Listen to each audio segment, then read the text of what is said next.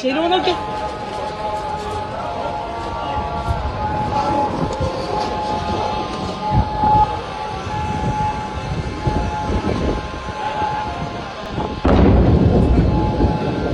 সকালে ডিউটি মিজাতুল ইসলাম যায় সাহেদি অবস্থা বহুত অবস্থা খারাপ।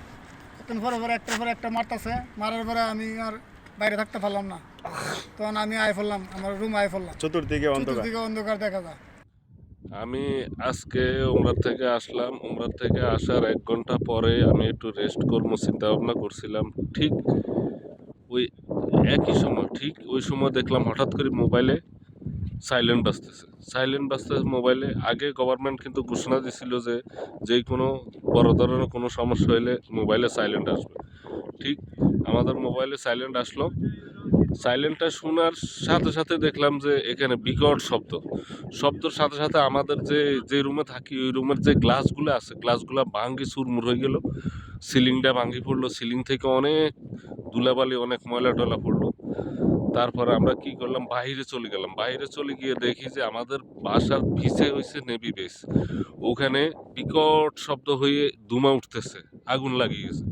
মানে ওখানে বুম্পিং হয়েছে এটা বোঝা যাইতেছে। চারিদিকে মানুষ ছুটাছুটি করতেছে, পুলিশ অনেক সহযোগিতা করতেছে। পুলিশ রাস্তা ব্যারিকেড দিয়ে বিপজ্জনক এলাকা ছাড়ার জন্য সবাইকে নির্দেশ দিছে। সবাই নির্দেশ মতো এই জুফের এরিয়াটা পুরা ছাড়ে দিছে। এই যে আমার পিছনে এরিয়াটা আছে, এই এরিয়াটা পুরা সাইডা দিয়ে আসছে। এর পিছে হয়েছে নেভি বেস। এই এরিয়াটার সাথে নেভি বেস এখানে 1 কিলোমিটার বাস এতটুকু। তো পুরা এরিয়াটা সাইডে মানুষ সবাই চলে গেছে। আমরা প্রবাসীরা বহুত আতঙ্কে আছি। তবে এখানকার পুলিশ অনেক হেল্পফুল, অনেক হেল্প করতেছে, সবাইরে গাইডলাইন দিতেছে কিভাবে করার জন্য। এখন বর্তমান পরিস্থিতি 1 ঘন্টা বিরতি ছিল, এখন আবার শুরু হয়েছে। এই যে ইরান থেকে মারতেছে, বাহরাইন থেকে অ্যাটাক করতেছে। আমরা এখানে সাগর পাড়ে চলে আসছি। আমাদের পরিস্থিতি এত একটা এখন সুবিধাজনক না। সকালে পরিস্থিতি অনেক খারাপ ছিল।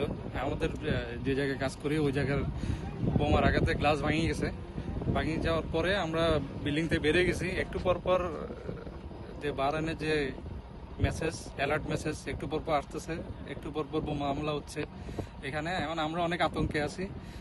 আমরা এখন সাগর পাড়ে দাঁড়াই আছি। সাগর পাড় থেকে দেখতেছি আকাশের মাথার উপর দিয়ে বোমা টোমা যাচ্ছে। পুলিশে ওইখানে আমাদেরকে পুলিশে থাকতে দেয় নাই। পুলিশে ওইখান থেকে আমাদের এদিকে পাঠাই দিছে, সেফ জোনে পাঠাই দিছে। আচ্ছা, সকাল থেকে আপনার কতবার দেখছেন, কতবার যে বুম্পিং হয়েছে আপনার এখানে দেখলেন? অনেকবার না? প্রায় 15-20 বারের উপরে। এমনি শুনলাম আশেপাশের বিল্ডিং এর কাজ ভাঙ্গি গেছে, দরজা ভাঙ্গি গেছে। আমি যে জায়গায় কাজ করি আমার ওই জায়গায় রিসেপশনের যে গ্লাস পুরো ভাঙি গেছে। তাই নাকি? বোমের আওয়াজে আমার থেকে 200 মিটার দূরে হচ্ছে ওই নেভি বেস। আচ্ছা, ধন্যবাদ আপনাকে। ওকে ভাই, আপনি কি দেখছেন বলেন? আমি কি বলবো, আমি তো পুরাই আতঙ্কে আছি। এখন আমার ভিতরে একটা ভয় কাজ করতে আছে। ঠিক আছে, আমি তো নাইট ডিউটি করি। আমি মোটামুটি আমেরিকান বেসের পাশেই কাজ করি, আমার থেকে 100 মিটার দূরে আছে।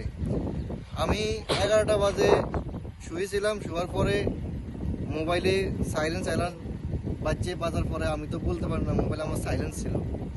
পরবর্তীতে বোমের বিকট আওয়াজ শুনে আমি লাফ দিয়ে রুম থেকে বাইরে দেখি যে আমেরিকান বেসে বোম মারছে। একের পরে এক বোম মারতেই আছে, পাল্টা এদিক থেকেও মারে এদিক থেকেও মারে। বিভিন্ন জায়গায় আগুনের শিখা পড়তে আছে, যেমন ওখানে পড়ছে। পুলিশ এখন ওখান থেকে উদ্ধার করতে আছে। আমরা জন্য সবাই দোয়া করবেন।